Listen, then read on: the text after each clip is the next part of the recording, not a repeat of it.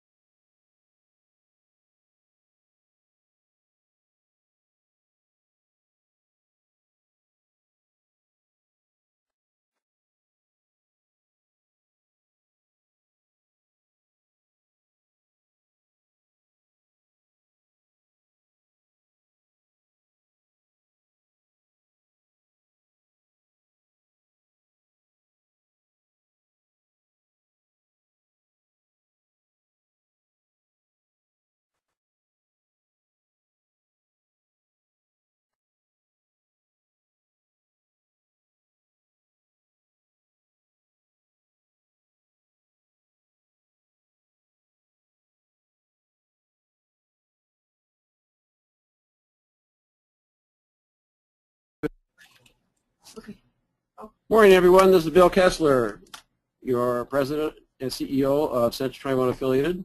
Welcome to the webinar. You heard the introduction by Carrie Pearson, our IT person, and then we both pushed the mute button at the same time, which resulted in my remuting myself. So what I was saying to everybody, and I'm very happy you're all here, is that a few housekeeping things as far as any webinar. One, today we'll go from between 20 and 40 minutes, depending on how many questions we have, how much feedback we have. All of you, I not only encourage, I ask you to make this a dialogue, not a monologue, and to get your input either by verbal or by typing in the chat room. The whole series of agent-driven webinars that we started this year is because we have so many different points of light within the company with various pieces of knowledge and various ways of doing the same thing. We've often said that real estate, as to who is a successful realtor, what is a successful company, how do we look at success, is a wide river, not a narrow stream. And we all have different ways of approaching situations. And today's situation is, how do you get somebody to say yes without beating them on the head with a hammer? How do you close a transaction, be it a real estate transaction or something for your kid or your spouse or whatever?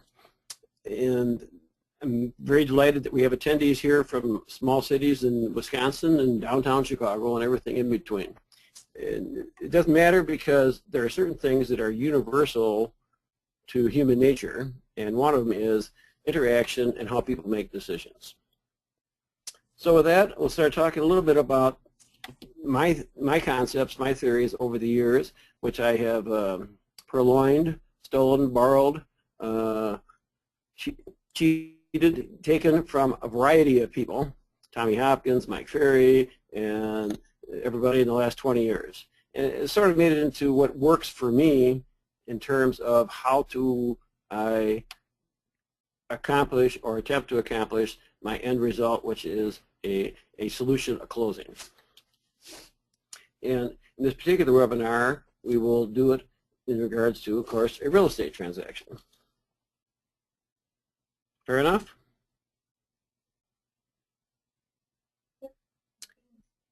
All right, let's start. So a closing. A closing is an end result. And we tend to think, all of us, in linear terms, in boxes, and that it is an exact point. It really is more of a process that leads to a conclusion. And if you will, it's a series of appointments and commitments that leading to an execution of a contract or of an action. And along the way, there is the tipping point, the point of no return, where you just know, if you have good common sense, and we all do, and good insight into human nature, which we all have and need to use, that people are locked in, and then now it's a matter of not losing them. So we will go through this whole process.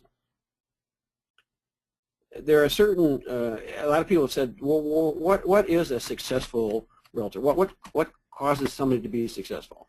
Because all of us know, as we look around, we certainly come in all different shapes, sizes, ages, parent skill sets, education backgrounds, whatever. And there are certain things, though, that really we do have in common. One is listening skills. So by listening skills, we'll go back and talk about what that means. Open-ended questions, shut up. Subordination of self. Yes, many successful realtors are very egotistical, but they aren't particularly egoistical. We'll talk about the difference. Scripting, whether they have actually processed it internally or not, most successful agents say the same things in the same situations and have little ways of keeping themselves on track, whether they use a Mike Ferry script or something they just have repeated over the years. Desire to win, to achieve. That's not to have victory and kill. Often it's a win-win.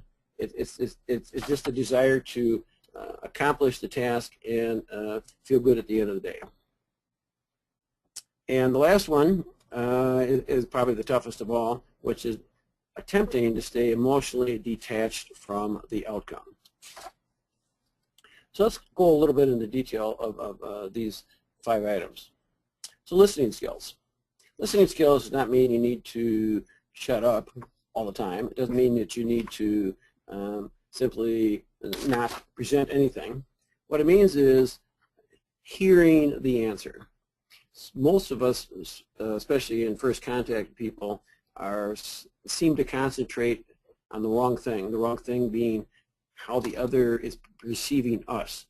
So we are worried about what we're going to say next, how we look, how we come across, rather than actually listening to the tone, the words, the whole concept that the other person has given us, be it a buyer at an open house, be it the REO third party person from Alabama, whoever it is.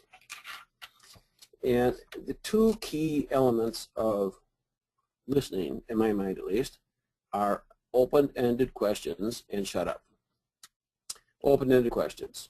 What is an open-ended question? An open-ended question is one that cannot be answered with a yes or a no. Basically, it's who, how, why, where, what. Or tell me about it. Or, as an example, instead of saying, are you looking for a 3-bedroom house? A better question is, well, tell me about what you are looking for in a home. We do not want to pigeonhole, to channel people's answers based on what we perceive, some checklist of what we need to know. We need to find out what their process is. And as we go through these, you'll see the more that we allow somebody else to express themselves, the more brilliant they think we are, and the more they like us, because we're allowing them to talk about themselves, the most important thing in the world. The second thing, of course, is shut up.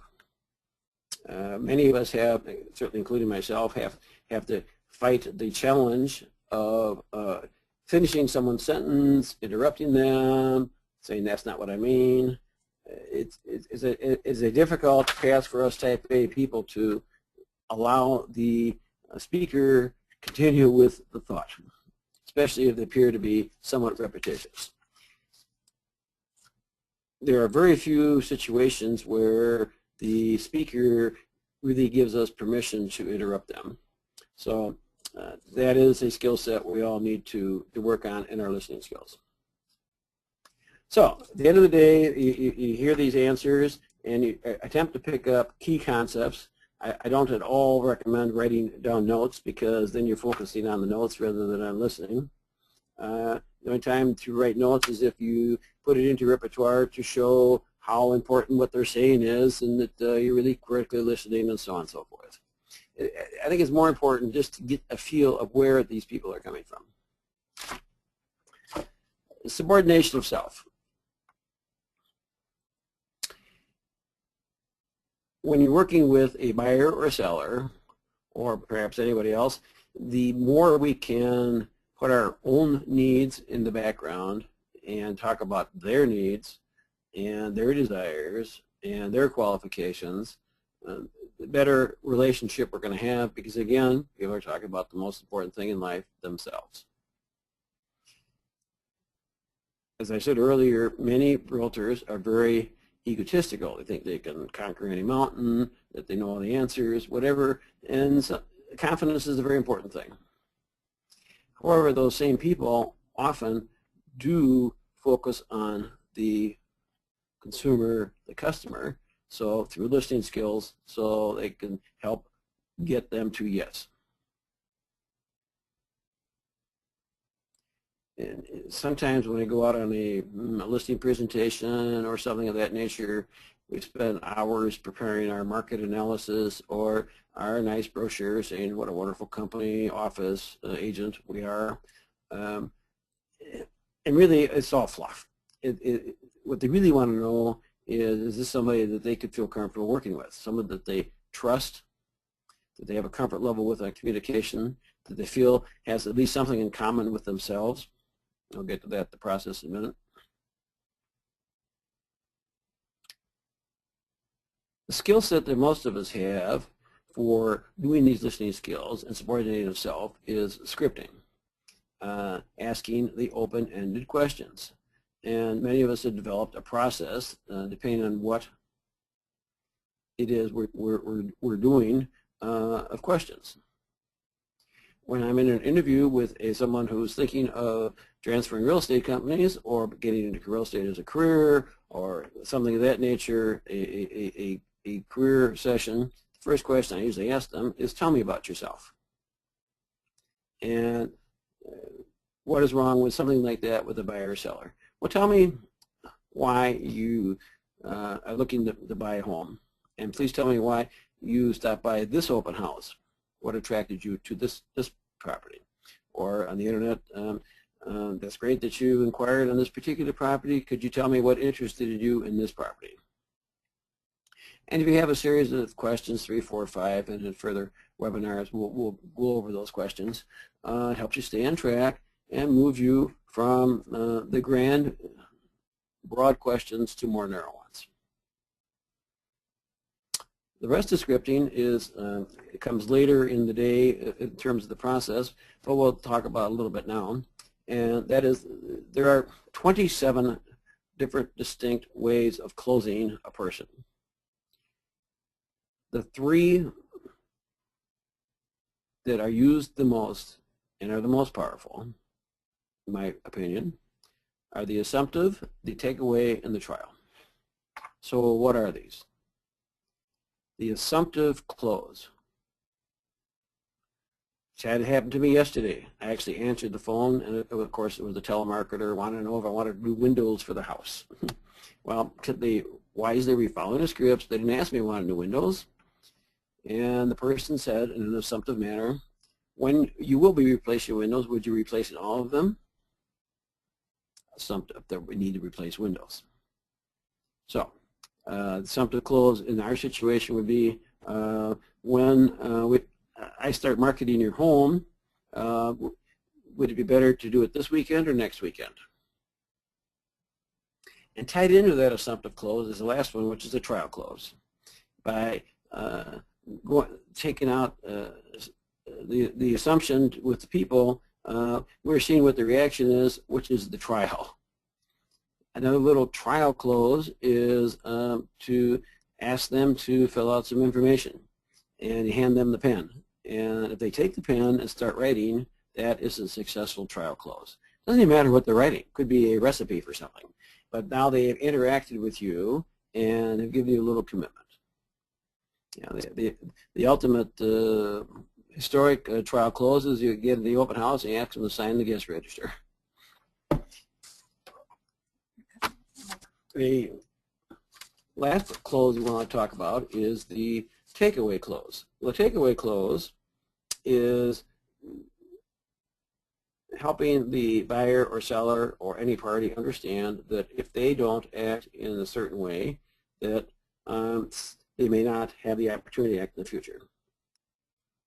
There's nothing more powerful in convincing somebody they need something than showing them that somebody else wants it. Because if somebody else wants it, then it must have value. And if somebody else wants it, it just confirms their decision that, oh, they want it too. So be it another showing coming up, if a buyer says it's the third time they looked at a property and you don't have another offer, you say, well, I do know there's 2 showings set up, or I know there's an open house coming up this weekend, and or something of that nature. And of course, another takeaway clause is the interest rate factor, or the fact that now the shortage of inventory out there. If you're going to list your property, now is a good time to do that because you're not sure what's going to happen with inventory in a few months or interest rates in a few months. But right now, so assumptive takeaway trial. Desire to win, to achieve, trumping need to be liked. I suspect on some level all of us want to be liked by everybody. And when people enter real estate, they often, and when I ask them the question, why you consider real estate as a career, it's because they say, well, I like people and I like houses. And my answer usually is, well, you'll get over both of them very quickly. It is important and critical in life to achieve, because you are going to be remembered by your results, not necessarily by whether you got a nice smile. If you have a nice smile and they like you, that's nothing more than a plus, because people do like to work with people they like. However, the bottom line is, did you accomplish the goal? Accomplish the goal of finding them a home, accomplish the goal of selling their house, accomplish the goal of getting the credit repaired so they can buy a house, whatever the goal is. And to do that, we are more successful in doing that if we have a desire to achieve, a desire to win, a desire to cause a win-win is the best of all, where we win, where we get a commission, they win, they get the home they want or the home sold at a price they can handle. And putting, like, quote unquote, being liked secondary. Emotionally detached from the outcome. We all know the old phrase that a person who is his own attorney has a fool for an attorney, fool for a client. We all know that when we go to sell our own properties, that we often overprice them because we think because of the realtor we can get a few more bucks for them than everybody else. When we go to prepare our properties for sale, it's difficult for us to stage them because we cannot see the clutter, the whatever that we've built up over the years, because we're emotionally attached to it. We know it's far easier to give advice for raising somebody else's children than applying the same advice to our own. The more we are emotionally detached, I have a question. the better off we are. We have a question. Maybe wants to know, how do you avoid the drama that some clients want to bring to the meeting transaction? How do you avoid the drama? Well, that's right on what we're talking about, which is emotionally detached from the outcome. First of all, we do need to allow the client to vent. So part of drama is caused by the person who's causing the drama feeling that nobody is hearing them. Another reason that drama may be occurring is because of fear of commitment, fear of decisiveness, fear of the unknown, and by causing chaos, then indecision roams, and nothing has to be made. I don't know of any way to totally avoid drama, but I do know of many techniques to control the drama and to channel it in a positive way. And they start with many of the things we just talked about now, which is listening skills, a subordination of self, scripting, and if you take a particular drama that someone might bring up, such as an inspection, or that the interest rate changed, then the open-ended question could be something like, yes, this is what we have. let's talk about how that affects everybody. So how do you think this affects you and the transaction? Let them vent, let them talk, and it's almost like letting the hot air out of the balloon. It has to happen. If you attempt to close it off or to shut it off without at least a partial escape mechanism, it'll always be there.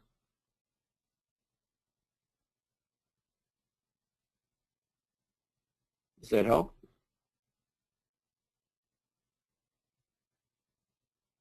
Okay, any more questions for now? I welcome any and all. Emotionally detached from the outcome. So that's part of the drama. All of you who know me well, which is about half the people on this call, know that I really truly believe in candor and getting to the point, whereas the other person may belabor and talk forever and create this drama and be indecisive. I think it's really, really critical, in my mind at least, because life is so short, to cut through it all if you can and just have a candorous statement. If the seller has all the drama of that it wasn't their fault that they lost their job, it wasn't their fault that the lender gave them the money for the second mortgage, if it's not their fault that the union no longer exists, whatever the issue is that causes them to be selling the house as a short sale, we need to do our best to A, listen, extend empathy, and then move on with candor as to what the situation is. And one line, of course, situations like that when you have bad news for the seller is, unfortunately, the buyer doesn't care. I do, but the buyer doesn't, and I cannot control the buyer. And were you the buyer, you wouldn't care either. And then the last part of the emotionally detached outcome, in addition to the candor, is the walk away, which is that even if you have no other business going on, you're better off with no business than with a bad news buyer or seller. If you cannot get them through the drama, if you cannot get them to commit, if you cannot get them to get pre-qualified, to commit the house, whatever it is you need to do to cause a transaction, you're better off walking away. It's kind of like if you're dating or whatever and you have a miserable relationship, but it's better than no relationship. You'll never find a good relationship as long as you're in the miserable one. So you'll have difficulty finding a better buyer or a better seller to work with if you waste your time on a bad one, because they'll be sucking up all your energy, all your juices, all of your emotions. So those are the two things that I mean about being emotionally detached from the outcome. Candor, which means that they may not like you or what you're saying, but gets the point, and walk away, which is it's not going to work, move on. Any other critical personal tools that anybody would like to add to that list? I know there are many, but these just happen to be my top 5.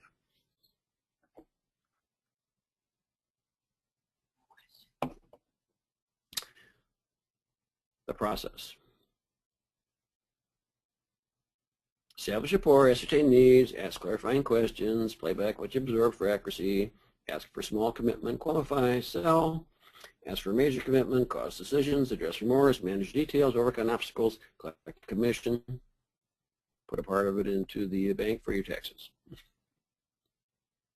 Simple, right? It really is. A couple of thoughts. One is that the quicker you get somebody to say yes on a contract, my history has been the more difficult the post accepted offer process is going to be. And the more difficult it is to get to the accepted offer, the easier the post acceptance process will be. So you're going to get nailed one way or the other, and you're going to get a pass one way or the other. Let's go through the whole process of how do you work with people, how do you get commitments from them and them to you. Establish rapport. Whatever study you want to show, it's clear that people want to work with people they know and or trust and or respect and or think get them the result they want. So somehow we need to get to that point. And we do it through the critical personal skills we got above. It starts with rapport. The open house, the telephone call, starts with, hi, I'm Bill Kessler, and you are? And how'd you happen to stop by the open house today? How'd you happen to call on this property today? That's great that you're here. I appreciate that. Where are you in the buying process? Or thank you for talking to me about the selling of your home. Could you just share with me what got you to make the call today? Get them to talk about themselves. And yes, some people will talk too much, and some people won't talk at all. It's our job to find the happy medium. Ascertain needs. So in life we have needs and wants. Wants are all the wonderful things of life. Needs are the things you absolutely have to have. So what do they absolutely need to have at this time in order to accomplish a transaction? Ask clarifying questions. A clarifying question really is, it falls into the next one, which is play back what you absorb for accuracy. It's to repeat back in their words, if you can, or not if you then in your words, what you think you heard. And if they say they want a comfortable home, then you have to ask them, of course, the opening question, well, could you help me understand what you mean by comfortable? Or they want a good-sized kitchen, great. So tell me what you mean by a good-sized kitchen. Or they mean that they want something traditional, well, help me describe what you mean by traditional. And if they have a whole bunch of different wants as opposed to needs, they want to be on a bus line, but they want to have a quiet street. They want to be in a great school district, but they don't want high real estate taxes. Conflicting wants. Then we need to help work with them through clarifying questions as to which ones trump which. And same on the seller side. Is it more important to reconnect your family together in Tucson or to get the maximum dollars out of your home? And help me understand why one or the other and what direction we need to move here. So what you do through asking clarifying questions and playing back what you've absorbed is to identify motivation, commitment, and flexibility. Somewhere along the line, when you feel comfortable with them, that you've established rapport and ascertained some needs so that they feel like you're on their page and talking about them, then you go for the little small commitment. Maybe at that time, at the open house or on the telephone, you start asking them a little more personal information, maybe the size of their family, how long they've been looking, how they've been looking, and the small commitment can be to meet. Because we go up to the first line in this whole outline. Closing is a process, not a point in time. It's a series of appointments. So you need to get the first appointment where you have a one-on-one situation or one-on-family situation with them. And even if it's a virtual because they're out-of-town REO company or out-of-town seller or whatever, just a time to discuss whatever it is you want to discuss that's going to lead to a commission. Then and only then will we qualify. We have been taught for 30 years that you don't want to work with anybody, waste your time until you've qualified them. I totally disagree. We need to, why would anybody in this age of transparency, why would you give your credit card information, bank account information to Expedia.com before you'd already determined what they have for you, i.e., do they have a hotel that you want? Do they have an air schedule that you want, an airplane schedule that you want? And after you commit and buy, then you give them your credit information. Why do we think that these same people are going to feel differently towards us? Do we have to find out if they've been to a banker and all this stuff before we get the commitment? Yes, you're going to waste your time with a few of them, but you're going to grab far more because you're trusting them, and therefore they are more likely to trust you. And the whole Emily Matthews program, the Internet Leads Incubation Management, we've had great success. And one reason for it is, in addition to the fine people that are doing it both on the Emily side and the agents that are dealing with the appointments, is this is what we're doing. We went through this whole process, and we're not asking for financial information until we meet them, until we had a small commitment from them to perhaps work together. And what we found is that over 80% of them are qualified.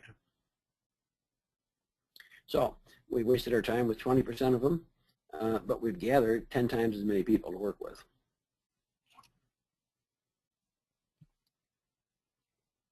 And qualifying to me is not just income and debt structure. It's also their desire, their needs, their realism, their willingness to compromise, their willingness to move forward, their willingness to reduce drama. Then and only then do we get to this point do we actually now start selling ourselves, and only if necessary. I look at our toolkit CMA, our marketing brochure, our website, our text message, whatever you want to take that we have as a tool, as nothing more than a toolbox. A toolbox that hopefully when we go to make the repair of the person, I get them to commit to us, maybe all we need is one tool, one little small screwdriver. Maybe we need a big hammer because that's the way these people are. But unless they want to be sold and they're not convinced of us versus the competition, or us versus doing something themselves, if this bowl is a seller or wandering around loose as a buyer, we need to shut up. And even though we spent hours perhaps preparing this presentation, if it's irrelevant to the consumer, then we have to just keep it in the bag and not use it. If we have an unrealistic client, which many are, then we do need the tools here to help them understand why the property is worth $290, not $390, or why, from the buyer's point of view, this property is priced right at $290, and therefore they should not be offering $235. So if you walk through all these things here, we're talking about transparency, and in the selling part of support tools, I'm a huge believer in being completely transparent with the buyer and or seller as to market conditions. Sharing with them your market analysis, your CMA, sharing with them the actual comps, sharing with them all the data you're looking at. So it's not just your conclusion, it's the actual data. Most of them won't really look at it if you offer it to them, but I would offer it to them. Once you get through the selling portion, of course, that's when you ask for the major commitment. Exclusivity for the work as a buyer broker. Commitment to go to a lender or to a credit cleanup person at that stage. Permission to work with the bank on the short sale. Permission to hire someone to stage the home. All the things that you now need to do, written commitment with each other. Of course, this is another series of appointments, processes, commitments as you move towards a closing. Once you get there, now we get to the really critical part, which is causing decisions. And that's all about overcoming objections. The main ones are sleep, think, pray, higher authority, no calendar, minutia, fear, hidden personal objections. All the things with the one question we got today, which is on drama, often come out in this form. So if somebody is not convinced of something, or they're worried about being decisive, or they have a hidden agenda, i.e., how many times have we found out that we didn't get the full picture of someone's financial situation, or their personal situation, or their career situation, they're likely to do these what are called roadblocks. Okay, well, that's great, and I really feel good about this, feel good about you, but I never make a major decision without sleeping on it because 23 years ago my uncle did, and blah, blah, blah. Or I'm going to pray about it, or I need to think about it. Or they use the higher authority, which is usually the spouse, which is like, well, this all sounds good to me. So as soon as I talk to blah, blah, I'll get back to you. And of course, as a little side note here, as a segue, we always want, and when we're in decision-making mode, we want to have all decision makers present. Little second side note, if you're dealing with a client who is separating from the other client, divorce, then you don't want to be just the advocate of one party, because I'll guarantee you that the other party is not going to want you because you're the advocate of their adversary. Their enemy's friend is their enemy. All right, no calendar. I'll get back to you. They might hit you on some minutia. Well, I'm still waiting for the power company heating costs for last winter just to confirm. Which, what does that really? What do you need that for? You can have that as a contingency offer. And then the hidden personal, which we talked about so often. What the surface objection has nothing to do with the reality underneath. And hopefully, if you've done all these things in the process, establish reports, sustain needs, and so on and so forth, you can get down to asking the open-ended question at this point, which is, I'm confused. This is the home that you've described, and it appears that we might be able to get it for the price that you're comfortable with, and you've been pre-qualified, and your lease is up, but there's something holding you back. So I hope you trust me to the extent that maybe we can talk about it now. So could you share with me what it is? Same type of question if they don't sign the listing. Same kind of question if they don't write the offer in the first place. So to me, at least, the way to counter these obtuse, vague objections, delays, stalls, roadblocks is to ask open-ended questions, find out the real meaning of what it is that they're holding up. And with that, Carrie tells me we have another question. What is the best way to pull out hidden objection? What is the best way to pull out hidden objections? Candor. And the little question I just gave before is one of spelling out the reality. Like you re-emphasize you go back up to in the process 3, 4, 5. Clarifying questions, playback, small commitment. It's going back and reiterating how they got to the point they were at. If they put the property in the market, you got a good offer and they're not taking it. If they agreed they want to buy a house for $290,000 in Lincolnwood and you found one that meets all their needs and they're not writing, then candor is Carrie and Bill, we've been working together now for a few weeks, and I just want to make sure I understand that this is what you have been looking for, which is a 3-bedroom tri-level in Lincolnwood for under $300,000 with a 2.5-car garage and 225 blah blah blah, and that this is the neighborhood, this is the school system, and so on, and you're hesitating. So I have to believe that there's something happening that I'm not aware of, and that's okay. But I really want to serve your needs. So would you feel comfortable at least sharing with me to see if we can work through it together? Personal appeal. That's my style.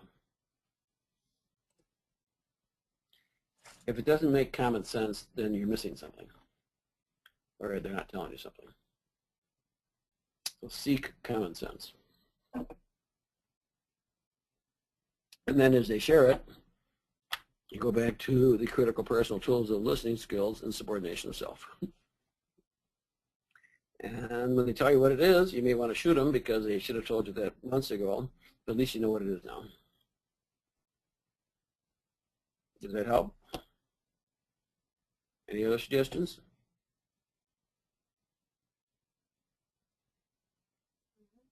All right. So, we've gotten through. Oh, another question. Oh, yes, that helps. That's not a question. All right, we've gotten through the objections, the roadblocks. We're still not home free by any stretch. Now, how do we get them to sign the piece of paper? We all have our little techniques. Most of us simply lay down the piece of paper facing their direction with a pen in front of it.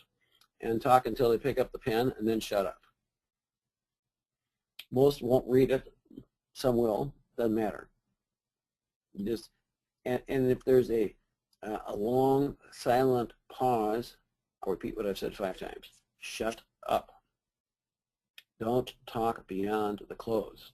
So often when there's a pause, when there's a silence, when there's hesitation, we blink and then we start blah, blah, blah, blah, blah. And often what we do is raise another another excuse for that, for delay. So this actually was the first audio tape I heard when I first started real estate in the late 70s. And when they say yes, shut up! All right. After they've inked the transaction, you've negotiated the offer, the counter offer, the whatever, short sale, whatever it is you're negotiating. Then it's, oh, you're home free. Well, you are, if up to this point, it has been difficult. So as I said on the onset, if the first part up to ink has been difficult, then you probably dealt with an analytical type person who's already answered all their own questions and will not have remorse. If on the other hand you have an impulsive person, such as myself, who easily nods their head yes, and then they go, well, wait a minute, I guess I didn't understand yes. And now you're going to have to address remorse. Like everything else, I really urge everybody to proactively, because you're not telegraphing objections, you're just stating in a nice companionship type way, address the fact that most people, after they make a major decision, are going to feel one of two things, either remorse or fear, or happiness and relief. So if you feel remorse or fear, let me know so we can talk about it. Because then when you do deal with that, what do? You do the same exact thing as when they have the hidden objection for not inking the deal. The same thing when they don't want to start something. It makes sense to do something and they're not doing it. You go back and you rehash everything that has led them and you to the point you're at right now. And then, of course, ask, has anything changed? Usually what it is, it's the insecurity on their part of, did they make the right decision? Should they have held off for more money for their house? Should they have offered a lower price? Is there going to be another house coming up around the corner tomorrow? Interest rate's going to drop in a month. Well, the unknowns. That usually is the worst thing. Once in a while, it's after this happens that they, believe it or not, it's probably about 1 out of 20, which is a pretty high percentage. One of the parties in the transaction reveals something to the other one about how they feel. It goes, oh, you're telling me that now? And that's a true problem. But most of them are just walking your way through it at all. So managing the details. We all have our own styles. Some of us are control freaks and minutia. Others are world-class delegators. I'm one of those. As long as somebody is managing the details who has the ability to manage them and keep you informed. The more that you allow others, the lender, the home inspector, the attorney, the escrow agent, the broker, the transaction coordinator, to do the work, the more time you're going to have to get other buyers and sellers. So my advice for everybody is to attempt not to be a perfectionist. Get over that, accept good enough is okay, and let somebody else manage the details. One thing I have found in all these years, and counted up the other day, we probably had over 250,000 transactions since we started the company. If the paperwork is perfect and either the buyer or seller doesn't want to go through with it, it won't happen. If the perfect paperwork is a complete mess and the buyer and seller want to go through with it, it will happen.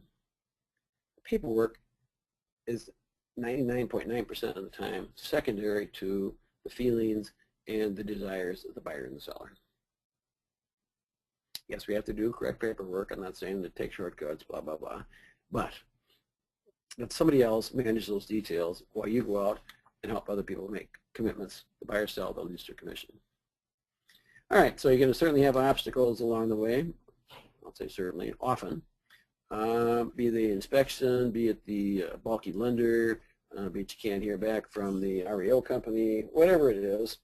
The more you can prepare the other party for those obstacles before they occur, the better off you are.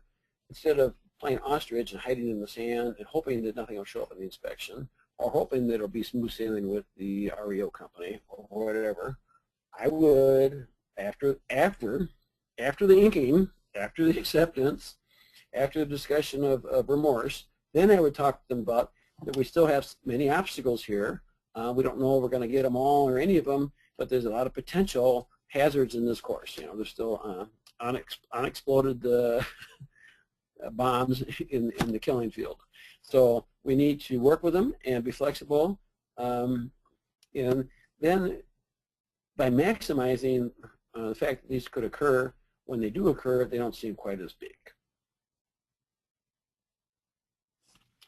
And the last but not least is collecting the commission. And let me just say about commission through the whole thing. We as agents have 17 different opportunities to reduce our pay throughout a transaction. It starts with taking the listing. It starts with showing properties and that have a very small buyer side commission. It starts with working with people you know are going to have to chip in something or other along the way, and it ends at the closing table. So the more you can say no, the more you can use these techniques to appeal to the higher authority. My broker won't let me do that, whatever. The more likely you are to maximize your commission. Even as we look through our top 121 agents from last year, which we ranked by closed commission dollars, it's amazing the difference in total sales prices of people that had equal commission dollars. Biggest sum, want to be liked, or rationalize, well, the deal wouldn't have gone together if I hadn't thrown in $500, which I don't think is ever the case. It's amazing to see how some people throw in their commission all the time, who knows what's it, to be liked out of guilt because we're too lazy to argue through or debate through whatever it is that the $500 is all about. I'm just urging everybody to hold as firm as you can hold, and I've yet to see a transaction fail because the agent failed to reduce the commission. I've yet to see one, and that's out of 250,000 commissions. All right, questions?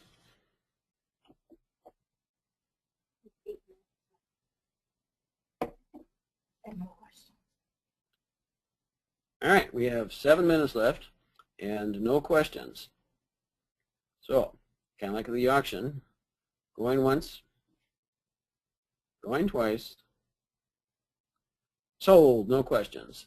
It's been a pleasure being with you all, and I hope it stirred enough interest to attend several of these webinars as we do them throughout the year. And we're looking for many points of light, as I said early on, to give the seminars because we all have a lot of information to impart with everybody. Maybe I can wrap it up by saying that we're just so excited with the expansion of Century 21 Affiliated in 2011, 2012, 2013. And now all of the economic science yesterday, the Dow Jones recovered every single nickel that it lost from 2007 on. It's the highest it's been since October of 2007. The housing market's expanding. Home appreciation nationwide is up 9.6%. My personal prediction, as most of you know, is that prices will appreciate 10% in 2013 throughout affiliated land. Some will be 2%, some will be 20%, but overall about 10%. Our biggest problem out there is sellers that are still sitting on their hands because they cannot get their 2006 price yet, and they don't have to sell, or they can't sell because if they do, they have no equity left to buy something else. So we have to work with those people and get them into the marketplace, because the only thing that can slow down the real estate market in 2013 is we have nothing to show our buyers. And it's the responsibility of all of us to provide that inventory. So we're back to the skill set that we needed 15, 10 years ago. Kind of fun. Everybody have a great day, have a great week. here in the Midwest. I predict that that was not the last great snow. We're going to have 2 more. So good luck with shoveling and driving through it all. Have a good week.